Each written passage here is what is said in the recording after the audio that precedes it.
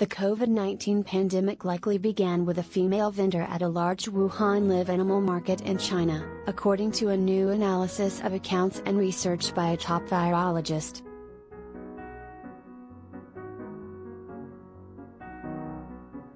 In the city of 11 million people, half of the early cases are linked to a place that's the size of a soccer field, Dr. Michael Werrobe of the University of Arizona told the New York Times, referring to the Wuhan seafood wholesale market.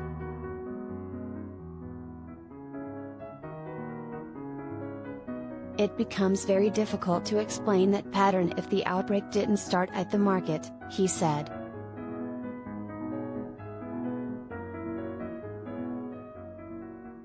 It's also clear that live mammals susceptible to coronaviruses, including raccoon dogs, were sold at Wuhan market and 3 other live animal markets in Wuhan before the pandemic, Werrobe, a leading evolutionary virologist, wrote in his analysis published Thursday in the journal Science.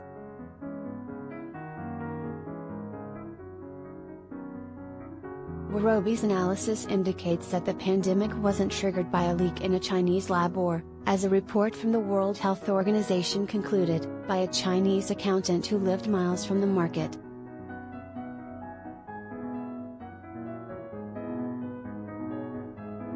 Werrobe reached his conclusions after poring over information in medical journals and local accounts, and from interviews with people believed to have had the first 2 documented COVID-19 cases.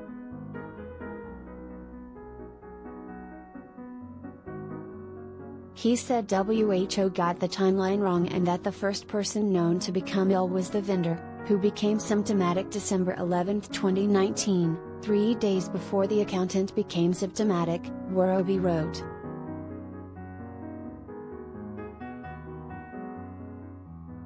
Some scientists support Werrobe's conclusions, while others still speculate that the first infection could have occurred earlier, before the vendor's case, the Times noted.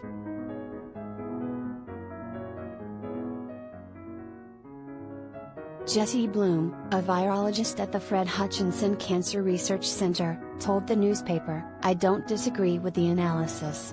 But I don't agree that any of the data are strong enough or complete enough to say anything very confidently, other than that the Wuhan seafood market was clearly a super-spreading event."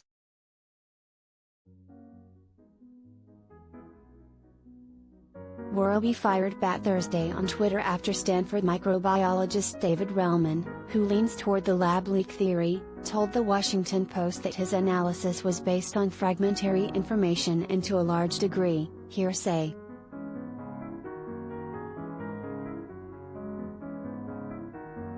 Werrobe said Relman's casual dismissal of accounts and comments by Chinese doctors, scientists and, apparently COVID-19 patients was beyond disrespectful and that it was an anti-scientific attempt to disparage a position that doesn't support Relman's hypothesis of a lab leak.